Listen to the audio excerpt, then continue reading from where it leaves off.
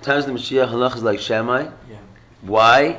Because the people will be exceedingly wise. Greater capacity. And the people chosen for the Sanhedrin will be even more wise.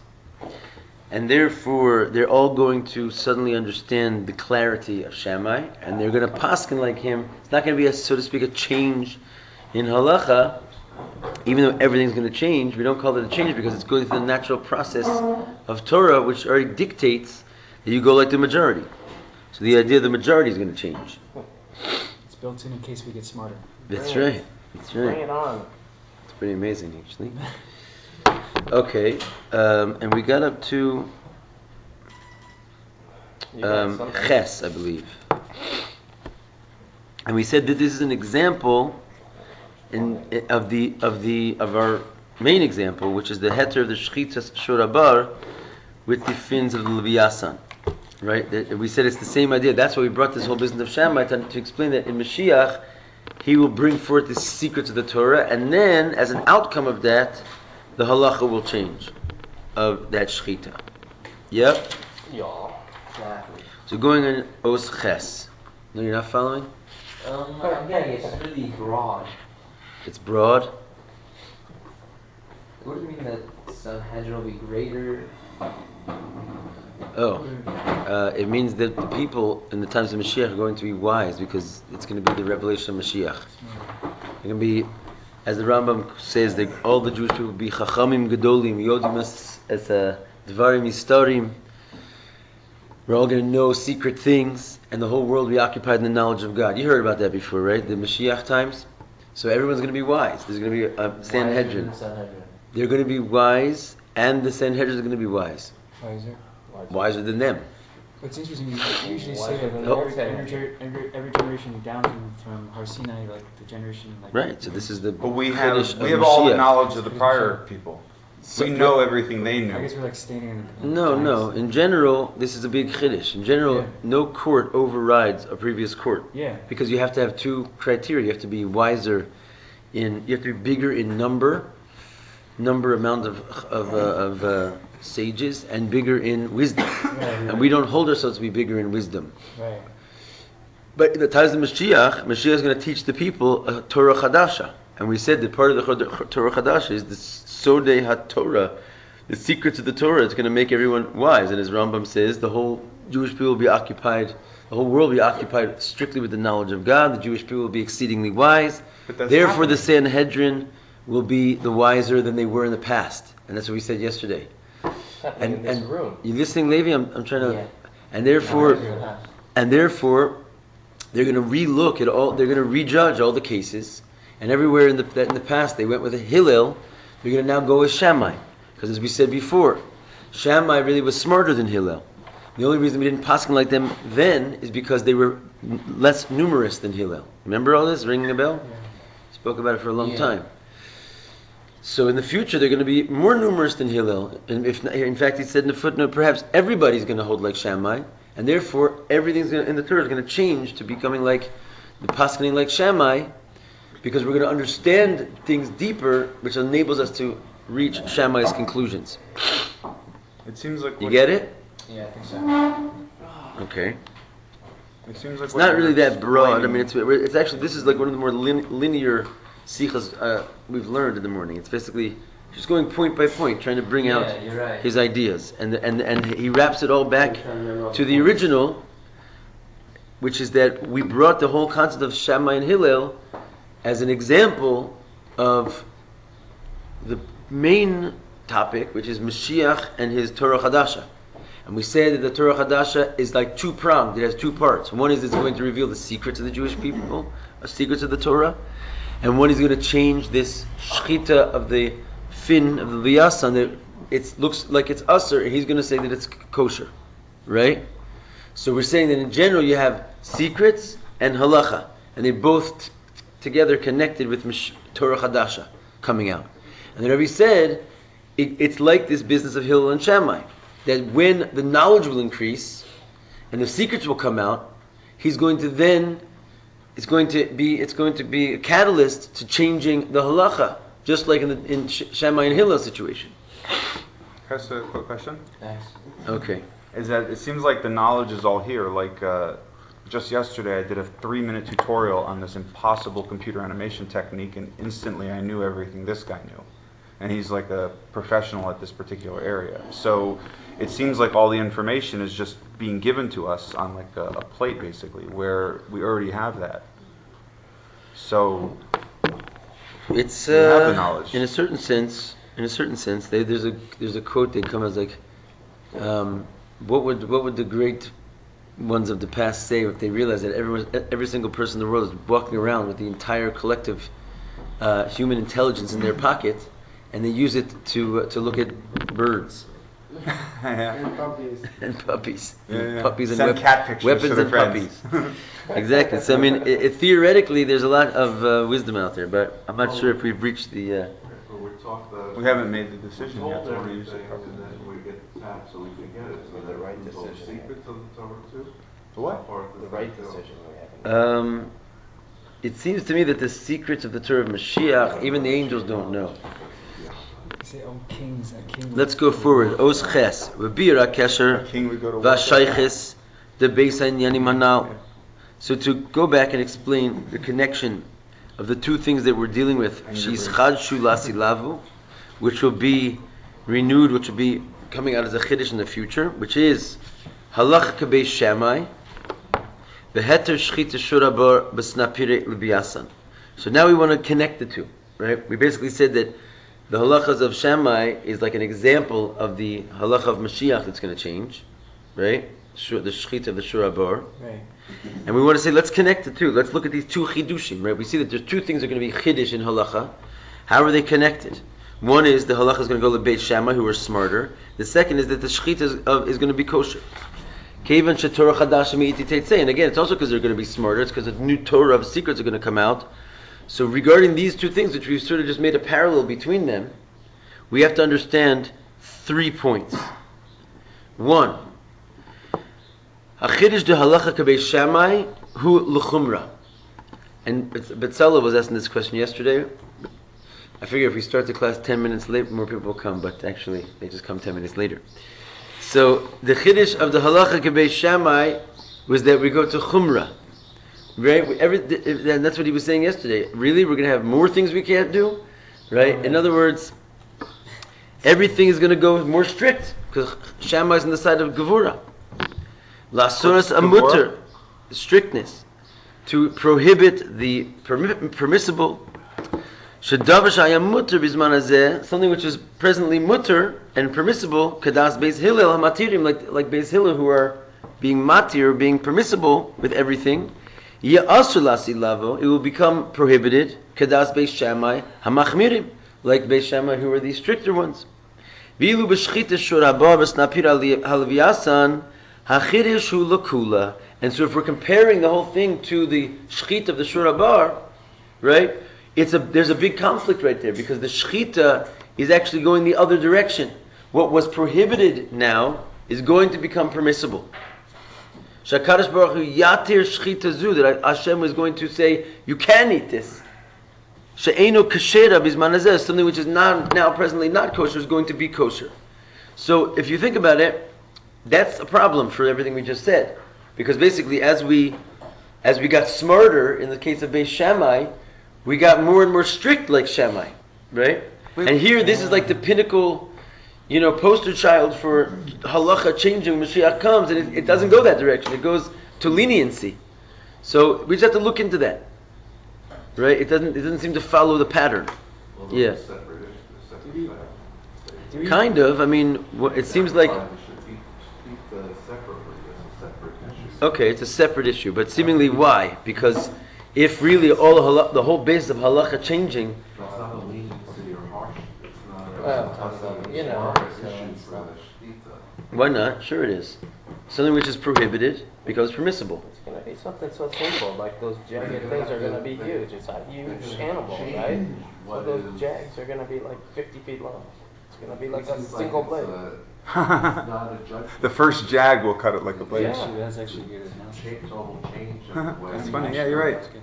It'll be like those sawtooth sharks, but each blade will be the size of like a football stadium. Yeah. I'm just thinking about it. So they'll kill they'll just line up like rows of cows, Yes just or no, that swim under them. it is, right? Sorry, what's that? It's really a yes or no issue Making whether you one can big use a count. serrated edge to sleep them, right? And now they're gonna say, yes, you can, whereas before they could. It doesn't feel like a Gevor, a harsh issue. Okay, but I mean, in general, I understand the leniency. yeah, but I mean, I think you could say everything is sort of like a one-way issue. Either you can use it, like in other words, everything that Shamai and Hillel also argue about, it's also like, it's either this or that, no? I mean, there could be reasoning behind it, and each one has their reasoning. But when you take the reason, I mean, I don't think we're saying at this point it's just it's an exception to the rule, right? The shechita thing. So in that capacity, we're just saying, it's an exception. Right. But if we say that there's reasoning behind that exception, which there must be, then all of a sudden it becomes a situation. Well, what's the reason to be permissible? What's the reason to be prohibited? So it's if getting smarter, according to all other halachas, would for some reason lean you to see things in a more prohibited way, and we're going to see very much why. In other words, it's much deeper than this. Like, I think I'm cheating because I know the next few pages, but it seems like the more wiser you get, the more stricter you should get. So in this case, it doesn't fit the model. But okay, we'll see. I'm not sure, was this sikha or was it a different sikha that we learned? The way we say something that, like, sometimes Shamai is lenient and sometimes Hillel is Gevordit, like they like in certain areas like Just a handful of times, and we said that's because in Kedusha you have to have an inter-inclusion. It's nothing. The idea of just having two total opposites comes from Tohu and Klippa. So it's in Kedusha, even though it's primarily Chesed, it has a feeling for and a relationship with Gevur in some way, and vice versa. It's not like the root of it or whatever. It's definitely not the root of it, and even you could say that, as we said I think yesterday, that sometimes you could say no, and it's really you're doing something from the side of Chesed. Right. So even if they paskin to be kula, it doesn't mean that it's going against their real grain. Can I say a quick comment that I think I have on this? Is that when it's more strict, it'll be easy for us because we'll have complete control over Yetzaharos. Right now, it's not as strict, but it's hard to get yourself to do all these things. All right. So it makes sense that we'll have I'm into that. Yeah. Has anybody offered up any plausible scenarios where this could be a viable possibility? That we have this fish that can feasibly do the shechita even though it has jagged... No, it's not. It's jagged and it's supposed to be not kosher. In other words, it's not koshering the fin, if that's what you mean. Base. So there's 3 points again that seem that we discussed when we want to compare the Shammai Hillel scenario with the Shechita Shurabar. So one, which is a blaring contradiction, is that they're all going to Chumrah, the Shechita is going to be Matir. It's going to be more lenient. Base. Eich yitachen shedavke lasi lavo yischadshu kama v'kama isurim v'chumros. How is it possible in the future we're going to have so many more prohibitions? The Beis Shammai, right? It's one thing that the shechita is not in their pattern. It's another thing. This is really Betzalel's question. Why in a million years are we going to suddenly say no? We can't to every single thing in the world. In place of the permissibility that we live in right now, Beis Hillel Zman Hazeh, right? Right. So what's because in that time we won't need seemingly any prohibitions or chumras. Right? In other words, what are you afraid of? In other words, like, why do you have to say no to yourself? The whole idea is that you're living in a perfect world. Certainly, there won't be a need to make new ones, right? He says, right?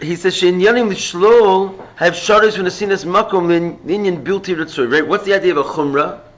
Why is it that we're not going to need to say no to the things? Because a chumrah, like a negative mitzvah, to not do, its inyan is to negate the possibility of something bad, right? You don't want to do it because it's going to open up a box of klippa, right? We're talking about Mashiach's times, when all bad things will be nullified from the world. So what are you going to what clippa are you going to open up when all clippa has been nullified from the world? You're going to need less and maybe no prohibitions, seemingly, as opposed to everything in the Torah is suddenly going to become infinitely strict.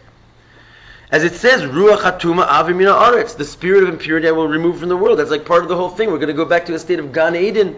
Gan Eden, he didn't seemingly have too many prohibitions, right? And it's going to be even better than Gan Eden because he at least had the snake running around he had to be careful about. We're not even going to have that. All evil will be removed from the world. It would be like a state of perfection.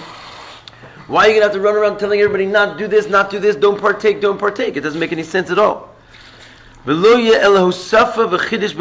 there will be going on is what we call an increase and a renewal of holiness. In other words, we talked about this.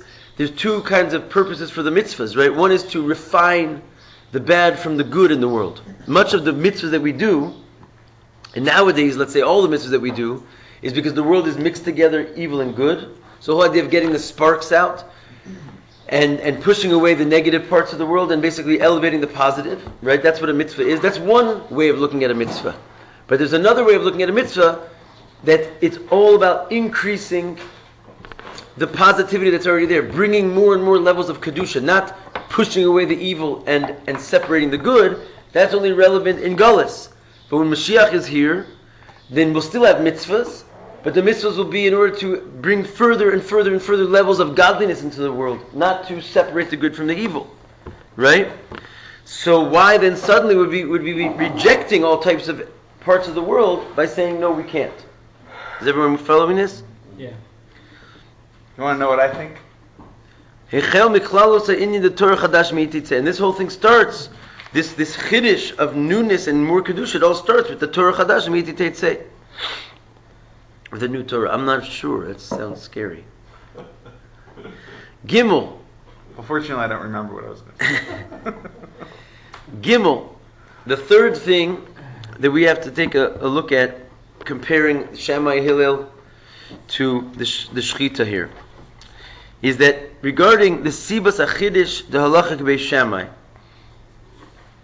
regarding the reason why we're all of a sudden going to go like Beis Shamai, is the Shikul Das as the Rov Chachma Yisrael, is that the opinion of that at that time of the majority of the Jewish sages, it will go according to the Shita of Beis Shammai, who are wiser, brighter. You need one of these?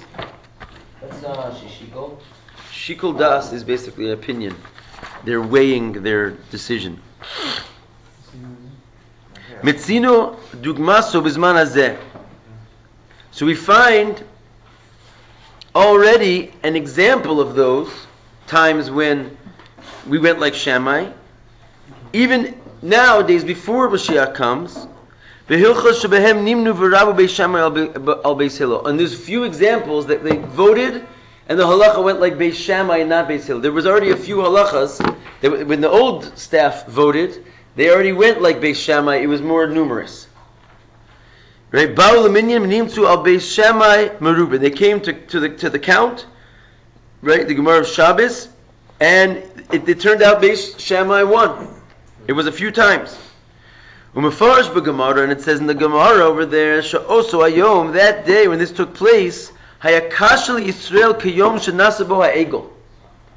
It says it was as bad of a day for the Jewish people as the day that the golden calf was made.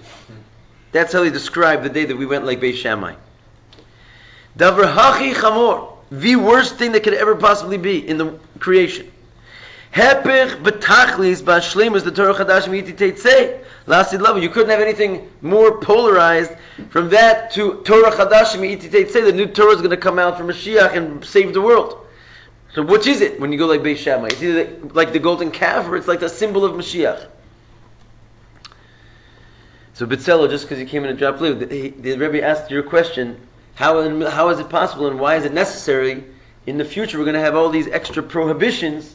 We're going to go like Beis Shammai and start negating everything and pushing everything away in a time when everything's supposed to be holy What does that mean, and perfect. pushing everything away? Like when you said you can't eat that, that's called pushing it away. Oh. You can't smoke that, all kinds of Everything's things. going to be easy, probably. So it's gonna be clear why we wouldn't want to. Oh man. No, but the point is what do you mean? Why? I hear what you're saying. That's a good call, but there's a deeper question. There's not going to be anything bad anymore that you're going to need to push it away. That's the Rebbe's. That's what the Rebbe's saying. There's something called Ruach Hatuma Mavir Mana Aretz. The spirit of impurity will be removed from the earth. So we can't smoke that. So there's going to be no Yetzer Hara anymore, seemingly. There's going to be no klippa that needs to be pushed away. You're not going to say no to anything. So I can smoke cigarettes again? You're not going to, maybe. No, you're not even going to want it. The cigarettes will be okay. Exactly. Cigarettes will be okay. Exactly. Not that you can smoke cigarettes. The cigarettes will be like healthy. Right. There's only only be, like in Gan Eden, right? Adam, except for the fact that he could disobey Hashem by eating from that darn tree, right? Everything else that he could not find himself in a sin. There was nothing else to sin with. It was a perfect world. It was a Gan Eden. It was a garden of delights. The only reason that the garden of delights now sounds like some kind of like a wicked thing is because everything got mixed in with good and evil. So the Torah had to come and like separate your evil desires from the objects of the world because they got mixed in. But when that will be removed from the world, we won't have any evil desires for anything. And there won't be anything evil. It'll be like a garden of delights. Everything is just more Hashem's glory than the next. So if it's a situation of perfection on earth, and the whole job of doing things just to make the earth holier and holier, everything we partake in will just add more kedusha to it. Where in the world do we get this idea? We're going to have to stay away from everything and ban everything. Everything will be banned, not just the things that are presently banned. So either I won't have a desire for it, or it's okay. Seemingly. Yeah. So the fences, they all go away?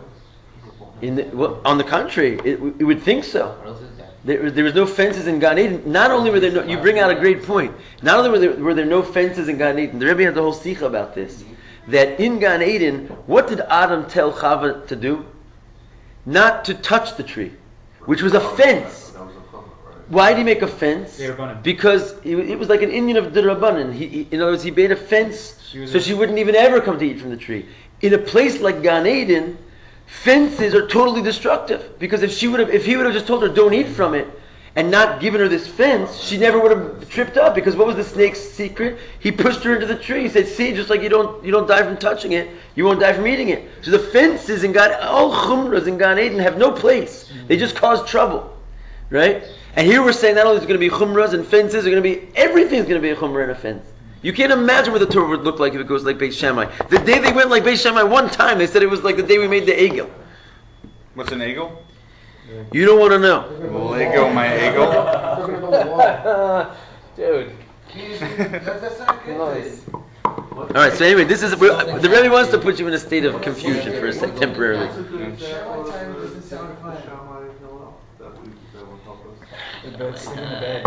I don't know. No, but that's already not so strict. But like for example, I don't know, just everything. Can you take tzitzis off one beged to another? Can you not? In other words, just basically. I know it sounds a little bit out there, like open-ended, but pretty much every argument, is it kosher? Is it not kosher? Can you elevate this thing? Can you not elevate this thing? So basically, think about probably every law. Just there's an alternative way of looking at it where you can't, So, tests going on. 12 hours. Right, exactly. The Arizal held 24 hours. 24 hours? I don't know if he held that, but he didn't eat milk and meat in the same 24-hour period. Okay, so that I don't think he ate meat during the week. He's a winner. Test. Just eat meat every day. Yesh levar tchila. We have to first explain the makar of the hosafa v'chidish b'mitzvahs haTorah b'yimos Mashiach b'Halacha. Okay, so we're going deeper now. Technical. It's good. Don't get scared. But these three questions of like the confusion of how the Shamai Hillel scenario comes together with the Shechita Shur Habor scenario, just leave them on the side for now. We have to go probing into the source. Again, I'm going to quote the Rebbe here. The source of the idea of adding mitzvahs of the Torah in the days of Mashiach according to Halacha. In other words, we're basically talking about adding something to the Torah. Torah chadasha, something new, a chiddush. Where's the source of adding to mitzvahs, right? Because we're basically saying new mitzvahs are going to come out, new ideas of mitzvahs. Where is the source of that in Halacha? Right? There has to be a nigla, like a concept that Halacha can change, and new mitzvahs can be presented to us. But we just said they're not new. Okay, but whatever type of new they are, they're totally new. The Torah is going to look brand new, right? When we suddenly go like Shamai.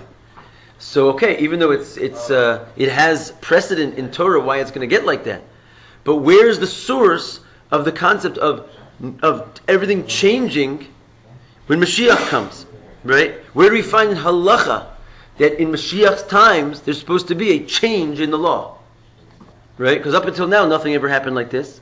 So where do we find that such a thing is like rooted in Halacha, that in Mashiach's times all the Halachas are going to change, and there's such a thing as newness? So we find it in the Halachas Malachim Umilchamos Umelech HaMashiach in the Sefer Ayad. So it all comes from the Rambam, sort of the first posek, first Shulchan Aruch, in the laws of Mashiach and kings. And he says, Lachrish HaRambam Mevarashat Torah Ha'ida Al Melech HaMashiach. So after the Rambam explains that the Torah testifies to the concept that there is such a thing called Melech HaMashiach, because you could ask yourself, why do Jews believe in Mashiach? Like it's not like a clear mitzvah, 613 mitzvahs, you should believe in Mashiach. But it actually is. He says that it does say in the Torah, and he brings in the source of it in the Torah, because it says, V'shav Hashem Elokecha es shavusecha. It says that in the end of days, Hashem will return your captive, right? And that itself is like a clear indication at the end of days we're all going to come back home. There's going to be some kind of a, massive renewal of our religion.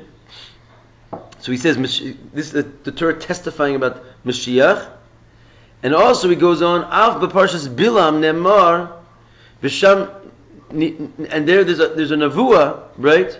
That in Parshas Bilam there's like a prophecy from Bilam, actually. This is where we learn from Bilam about Mashiach. It's a strange thing. And he goes on over there explaining the verses. And so he basically explains that there's a pasuk that says we're all going to come back home. There's a pasuk in Bilam's prophecy that refers to, David HaMelech and Mashiach, two of them, one the first Redeemer and the second Redeemer. Right, and there's a couple of pasukim. Rashi also in Chumash explains that they're hinted to in there. And then he goes on, and he adds in the next following halacha, and this is the point we're going to zero in on. Af ba'ari miklat hu omer, and again in the laws of the cities of refuge, it says im yarchiv Hashem elokecha es gvulcha. It says if Hashem will increase your boundary, which is talking about the days of Mashiach. And he'll add for you 3 more cities. 3 more cities of refuge. How many cities of refuge are there? 9. Well, there's 6 presently, right? And he said, I'm going to add for you, when I'll increase your boundary, when Israel will get bigger, I'm going to increase it, and you'll have 3 more. Which also doesn't make sense. Why? Because the city of refuge is people that accidentally kill people. Why would people accidentally kill people in the days of Mashiach?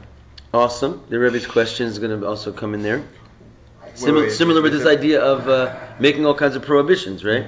Okay, perfect. So you're catching on here. I didn't understand your question. You live in one now. You're saying it's going to be permitted to kill people? Okay, but that's actually not a city of refuge, and Sfat is actually a city of refuge. What's that? The city of refuge is for people who do bad things. I'm saying, but halachically speaking, there's no such thing as a cities of refuge like in Hawaii, right? But the actual city of refuge, where if you should murder someone, God forbid, by accident, you can run there and the law protects you in the borders of that city. Sfat is one of those cities. After the Mashiach comes, we're going to start creating. What's that? It is already now. If we had these laws, and it's not going to change. It's one of the cities of refuge. It's still bad. It's going to take time for them to clean off. No, we're saying everything's going to be good. Like I said, People can be good. what are the cities? There's a logical Spot explanation is for this. one. Sure. There's actually 48 of them. What?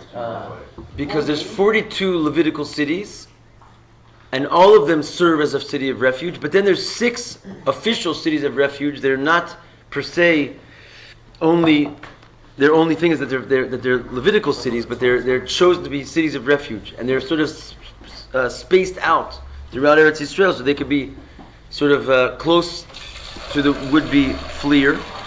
Anyway, the point is there's going to be 3 more added. And the Rambam we're still quoting the Rambam here, and he says, "Mi'olam lo haya davar zeh." This never happened yet. V'lo tziva HaKadosh Baruch Hu l'tohu, and Hashem does not command things for no reason. Ba'al kein tzrich lios. Therefore, this is all quoting from the Rambam. There has to be shetzivoy zeh yiskayim b'yemos Mashiach. He said this commandment will take place in the days of Mashiach. In other words, this is like a halachic principle proving that Mashiach is going to come. Al pi halacha. Sorry, so where does it say that you have to keep priests? In the Torah. Yeah. It says right in there, "V'yisafta l'cha od shalosh sharim." It says, "When I will increase your boundary, you will add 3 more cities of refuge." Like in Syria, It never happened. No, it's going to be in the cities of Kenizi v'Kadmuni, which is basically the lands of Moab, Edom, and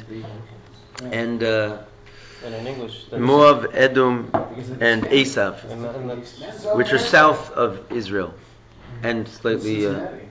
not that south. What's that?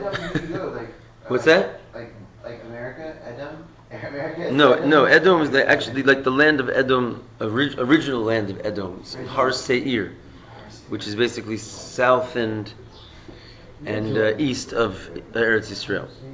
So yeah, I mean, Lebanon anyway is already part of Eretz Yisrael.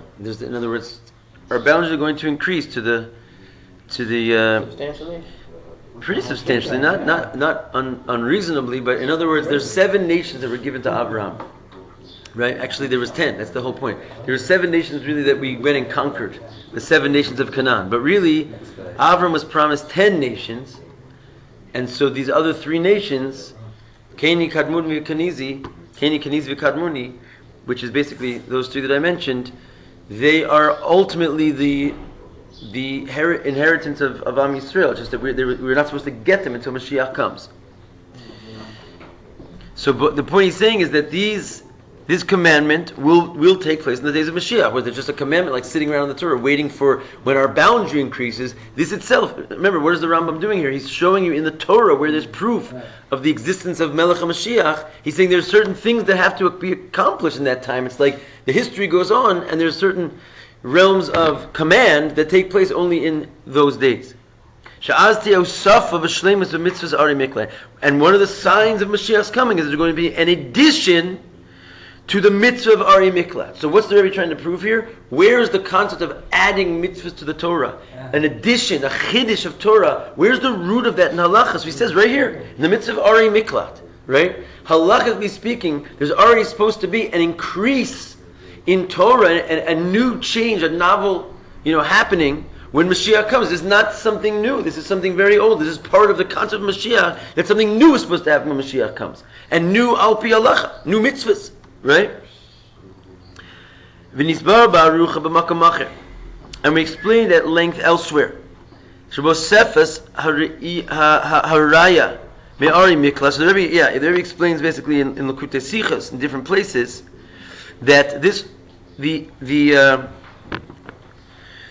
that adding the proof of Mashiach's coming from the mitzvah of Ari Miklat, in other words, as opposed to just letting it be there from the previous proof that he gave, which was that the Torah testifies that we're going to return from our captive, and the Torah testifies in Parshas Bilam that a prophet is saying that Mashiach is going to come. By going on one step further in the next halacha and adding a proof from the Arei Miklat scenario, it's mudgash shabias Mashiach hu inyan muchrach gam mitzad mitzvahs haTorah. It's very important that he brings this proof from the Ari Miklat, because it's proof that, and emphasizing that the coming of Mashiach is also a necessity from the standpoint of the mitzvahs of the Torah, not just prophecy, and not just from like a historical perspective that the Torah testifies Mashiach is coming, but it's actually part and parcel of our being able to complete the mitzvahs. To do Hashem's will requires that Mashiach is coming. And that's a big difference if you're catching on there. You catching on there? Difference between what? That's not Torah. No, it's Torah, but the point is that what he's trying to say here is that the coming of Mashiach, it could just be something the Torah tells us is going to happen, which it does. It tells our captive will be returned. Bilam prophesies about what Mashiach is going to come and do. But the fact that it's part of a halacha as well, that in order to fulfill the halachas of the Torah, Mashiach must come, that gives Mashiach's coming a whole other level of intensity, because it means that we can't properly fulfill Hashem's will unless Mashiach. It's not just a promise that one day the lights are going to turn on, it's part of the ability to do the will of Hashem, part of the mitzvahs. Right? The Mashiach must come in order to fulfill the mitzvahs. It's a deeper thing. Nosav al-klal, that's what the Rabbi is going to go on to say. Nosav al-klalus inyan shatorah he'idalav. Over and above the fact that the Torah, as opposed to mitzvahs, testifies that Mashiach, i.e., it's just like information. Shekiyu mitzvahs ari miklat b'shleimas, but more than that, the fulfillment of the mitzvah of ari miklat in full, which is v'yasafta l'cha od shlosh sharim, you must add 3 cities. It will be when Yarchiv Hashem Elokecha Gvulcha b'yemos Mashiach. It will be only when Hashem will increase our boundaries in the days of Mashiach. And since the promise of the redemption is a part and parcel, and it's in the category of the mitzvahs, dafka, not just the Torah, but the mitzvahs, then it takes upon itself the strength and the intensity of what's called the eternality of the mitzvahs of the Torah. Right? The mitzvahs are something that cannot change. The mitzvahs are something which there are 613 mitzvahs you can't add, you can't subtract. They're a chok, liolam, ol me'olamim. So the fact that Mashiach's coming is part of a mitzvah, it takes on the intensity of being the eternal, unchanging mitzvahs. As the Rambam there says, Ikra devarim kachahin. And he adds this at the end. The main thing is such, Shatorah hazos chukecha umishpateh li'olam u'le'ol me'olamim. That its rules, its statutes are forever. Ve'ein mosifin aleihem v'lo gur mehem. And the idea is that you cannot add and you cannot subtract from the mitzvahs. But look at this, it's interesting that in the mitzvah, which you're not allowed to add, you're not allowed to subtract, part of the eternal, unchanging mitzvahs is that when Mashiach comes, there'll be an addition to the mitzvahs. So if it would really truly be an addition, then it wouldn't follow the rule that you're not allowed to add and you're not allowed to subtract. It's not really an addition, though, is it? But that's the point. It's a total chiddush. It says v'yasafta l'cha. You'll add 3 cities, right? So that's showing that when Mashiach comes, there's going to be an addition to the mitzvahs. But nonetheless, because it's part of the mitzvahs already, and the mitzvahs cannot be changed, they cannot be added to, cannot be subtracted to, it's not really it's not called an add-on. You're not changing the mitzvahs. Because this type of, doesn't this sound a little bit like the Shechita Shurabur? It's lechatchila, already in there, this radical new addition. Just like we're saying about the Shechita, it's not really called new, because it was already there and part of the original mitzvah. Even though it's a total new thing, which is going to radically transform the whole Torah, and it's going to be something that never was done before. Nonetheless, it's not called changing the Torah, adding or subtracting, because it's part of the concept. When Mashiach comes, there's going to be a massive change, and it's already part of the mitzvah of Mashiach's coming. So it's just like a deeper understanding of the mitzvah instead of yes, adding to it. Yeah, exactly. Bringing out this increase in mitzvahs, which is already part of the mitzvah itself. Like Baruch and I were saying yesterday, the mitzvahs are really, the Torah is really unlimited. The fact that we're going to somehow in the future see the depths of the Torah the way Beis Shamai does and go like him is not a change in the Torah. It's like an increase in the unlimitedness of the Torah that we're going to suddenly possess. There's parts of the Torah that right now, that level, that depth of Torah are blocked from us.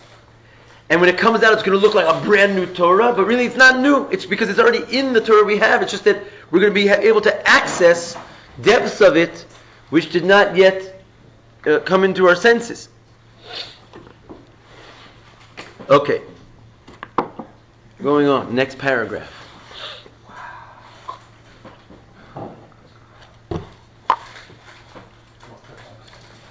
V'yesh lomar Shabbat Gashas Inyan Hageula Keprat V'Gerer B'Mitzvah Shebetorah. And he wants to say that by emphasizing that the Geula will be a detail and in the category of mitzvah now, right? The Geula is not just something we're awaiting, but it's actually part of the decrees of Hashem's will. It must come because we can't fulfill Hashem's will unless Geula comes, right? And putting that even though the mitzvah ein la hosefa, even though mitzvahs really cannot change, you can't add to them, and putting this into the category that here, let me. I can't stop in the middle of this line. But gashas inyan hageula, by emphasizing the inyan of the geula as a detail of the mitzvah of the Torah, where in general you cannot add to them, and by emphasizing it that it's going to happen al gidei hosefa ba mitzvahs bimos Mashiach, right? Basically, what detail is it that's part of the mitzvah is that we're going to add to the mitzvahs, right? In other words, you're emphasizing in the mitzvah of Mashiach, in the mitzvah of Ari Mikla, which is where the Geula is emphasized, you're emphasizing the concept of adding to the mitzvahs, right? There's not 9 right now, and there will be 9. So that's how you describe this quality of this mitzvah, even though mitzvahs in general cannot be added on to. So the Geula comes and says that the mitzvah will be added on to as a part of mitzvahs which in general cannot be changed. As the Lashon HaKasav says, v'yasafta od shlosh sharim, you're going to add. This whole concept hints, shebachol makom shemetzinu v'sheyimoshe Mashiach yeshinu. This is a very important line. This concept, because it's the root, the halachic basis of all the concepts of what Mashiach looks like al pi halacha.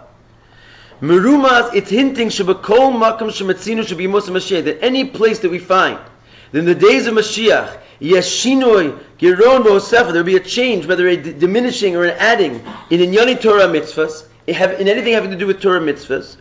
Like, for example, the change of halacha going like Shamai, the change in the laws of shchitas of the heter shorabar, with the fins of the liasan, anything which is called adding or subtracting, any hosafa of Torah chadasha, all the infinite new amount of secrets that are going to come out, anything you're going to discuss regarding changing, adding, or subtracting, ein zeh shinoi geron b'hosefa b'Torah. It's really not a change. Ela al derech u'bedugmas hosefa d'arei miklat, but it's in the category of the additional arei miklat, which is the source in halacha for adding to Torah mitzvahs in the days of Mashiach. And this hosefa is already a part of the pre-existing mitzvah right now, that the getter of the mitzvah, the category of the mitzvah, is that in the days of Mashiach there'll be an additional 3 cities. And through this, and only through this, will become the shleimus of the mitzvah. So basically, we got sort of to the Rebbe's bottom line, right? We're saying before that one of the things Mashiach is going to do is he's going to reveal something which no one would ever know, and you could only basically know by prophecy. And prophecy, frankly, could look like heresy, we said. Because if you're going to come out and say some kind of radical new explanation for something, and you don't explain yourself, then Torah lo b'shamayim here. You're not allowed to just come and prophetically say something. It has to be able, and therefore we said no, Mashiach is going to be able to explain himself to the Sanhedrin because he's wiser than Shlomo HaMelech. So let's look at the process that's basically just taken place here. The Rebbe is, because he got to a certain conclusion here. The Rebbe is saying that I'm telling you that the whole concept of the shechita of the shur abar. Why is it kosher?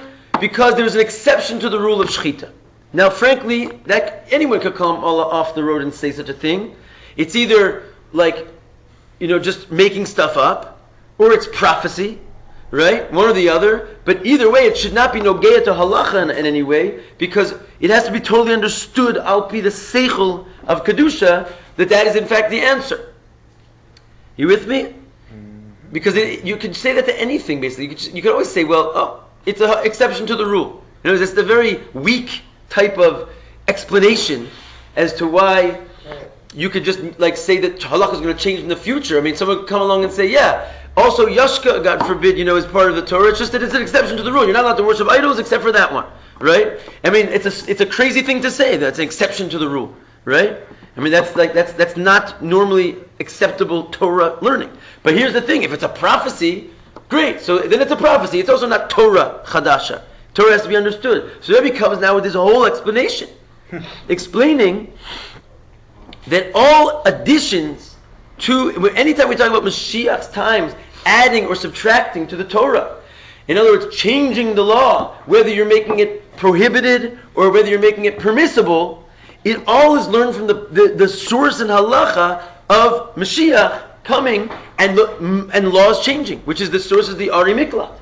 And what do we see? That even though the mitzvahs can't change, and there's no such thing as adding or subtracting, there's already a concept that when Mashiach comes, and not before, there is built into the concept of Mashiach coming an addition to the mitzvahs, which by definition is not really called an addition.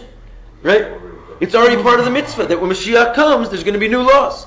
And those new laws are not new then, because they're already part of the eternal status of mitzvah, which cannot change. So therefore, anything you're going to see, there's a newness in Mashiach's times. You have to say it is an exception to the law. In other words, it all makes sense now, because that's what all the additions or subtractions of what's going to happen in Mashiach's coming is, that the law already accounted for it and was already sitting inside the Torah. Because if it's truly new, then you're going out of the dimension of mitzvahs. But there's a difference, though, between the extension of the Mashiach, adding the Miklat, and versus the shechting laws.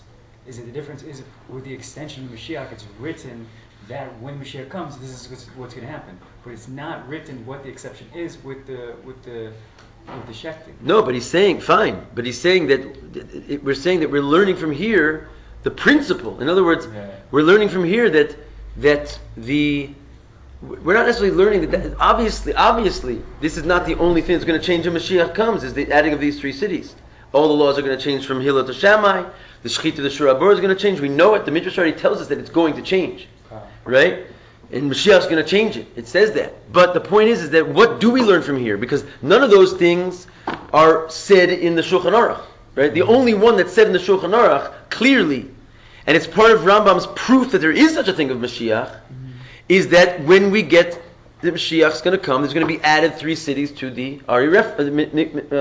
cities of refuge. You with me? Mm-hmm. So that becomes then the source in Halacha to understand any would-be changes when Mashiach comes. And they're not all going to be written in the Halacha somewhere. We're going to have a new Shulchan Aruch when Mashiach comes to tell us all these new Halachas, right? And how everything's changed.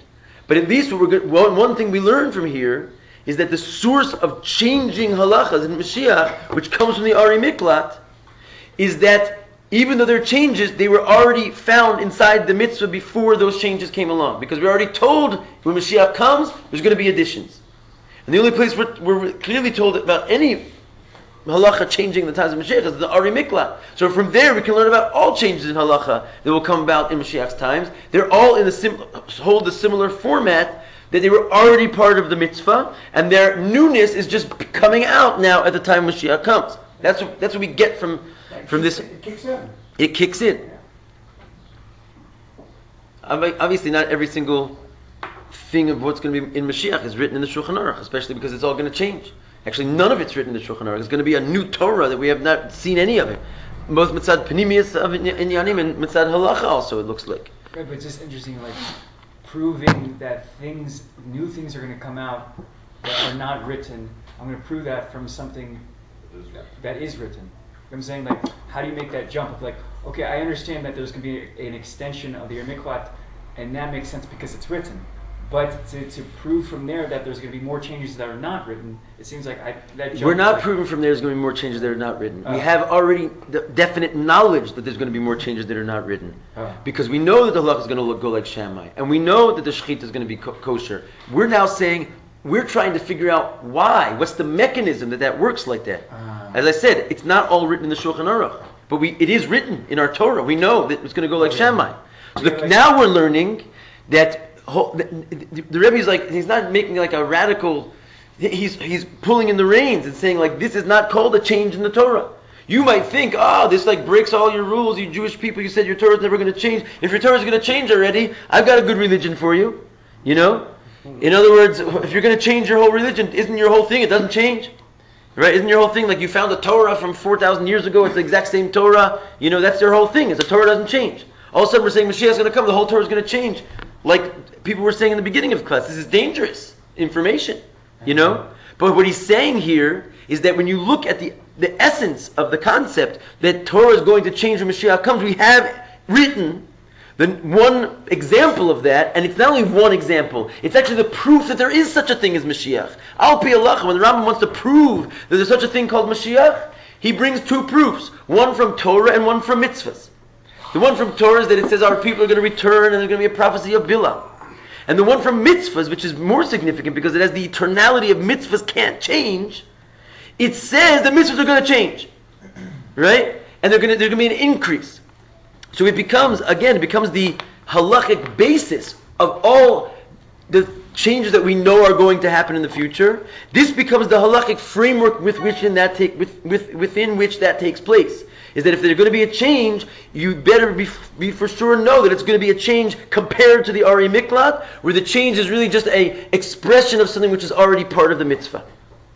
Because the changes we know are going to happen, but now we're understanding they're not really changes.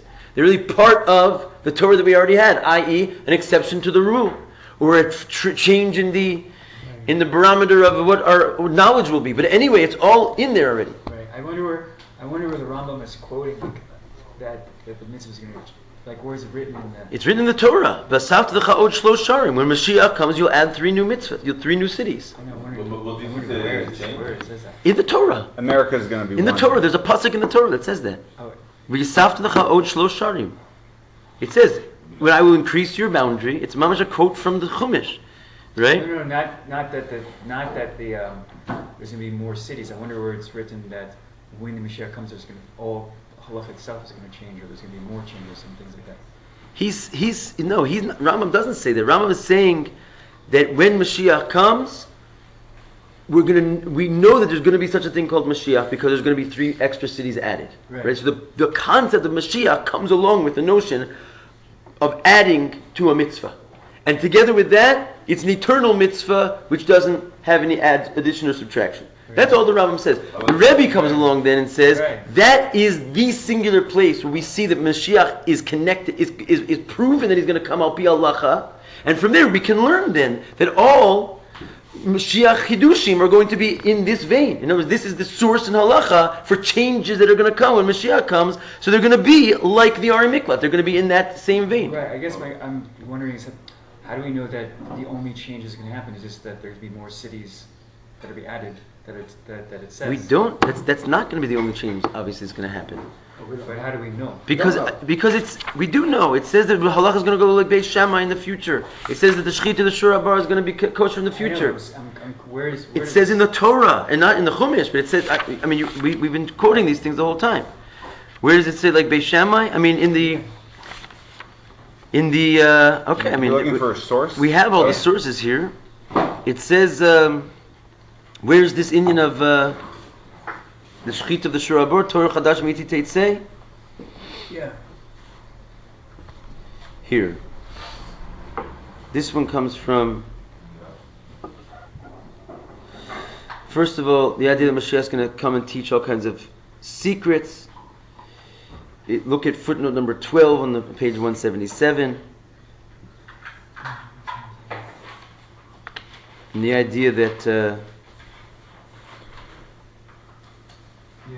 and the Midrash in Vayikra Rabbah, Perek Yud Gimel, Halacha Gimel, says that the Mashiach is going to come and matir the Shechit of the Shura Bar.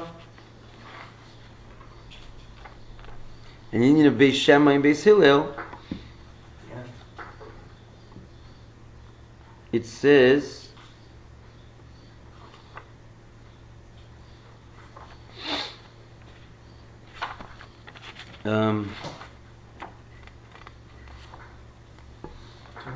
what was it, Midrash?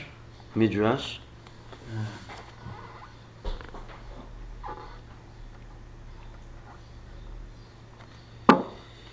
Here.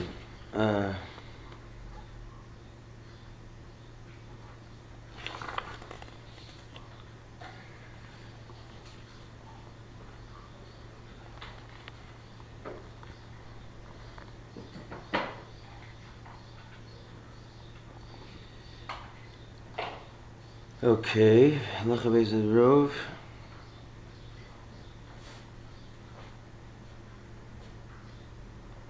Here, 58.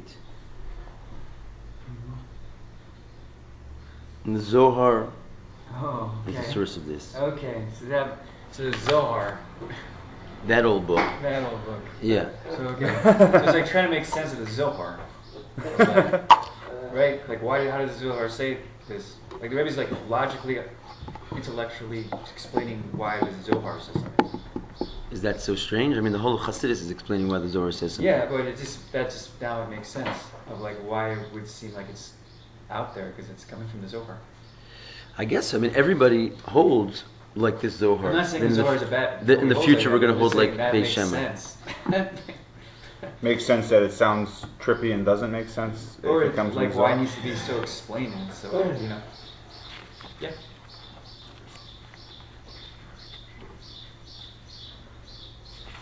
Okay. Shkoyach. Amen. That was awesome, Rabbi. We should only study this subject ever.